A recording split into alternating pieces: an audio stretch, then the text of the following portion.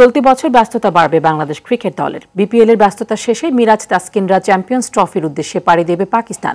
এছাড়া বছর জুড়ে ভারত, শ্রীলঙ্কা, পাকিস্তান, জিম্বাবুয়ে ও ওয়েস্ট ইন্ডিজের বিপক্ষে খেলবে দ্বিপাক্ষিক সিরিজ। এরই মাঝে সেপ্টেম্বরে অংশ নেবে এশিয়া কাপে। নাজমুস সাকিব জানাচ্ছেন বিস্তারিত।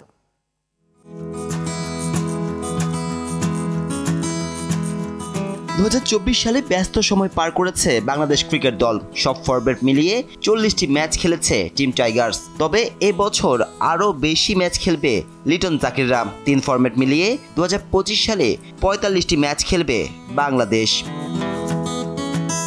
চলমান বিপিএল শেষে চ্যাম্পিয়ন্স ট্রফি খেলতে পাকিস্তান উড়বে লাল সবুজ বাহিনী। ফেব্রুয়ারি ও মার্চে হাইব্রিড ফরম্যাটে অনুষ্ঠিত হবে এই টুর্নামেন্ট।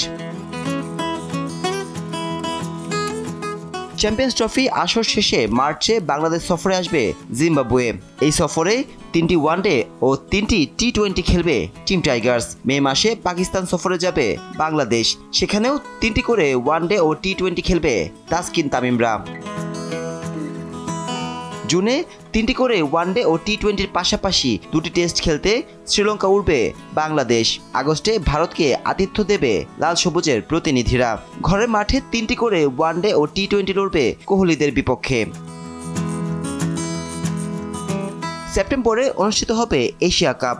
ভেন্যু নির্ধারিত না হলেও খেলা হবে টি20 ফরম্যাটে। গ্রুপ পর্বে 2টি ম্যাচ খেলবে বাংলাদেশ।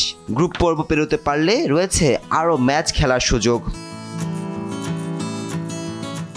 অক্টোবরে 3টি ওয়ানডে ও টি20 খেলতে বাংলাদেশ সফরে আসবে ওয়েস্ট ইন্ডিজ। ঘরের মাঠে আয়ারল্যান্ডের বিপক্ষে 2টি টেস্টের পাশাপাশি 3টি করে ওয়ানডে ও টি20 দিয়ে বছর শেষ করবে বাংলাদেশ।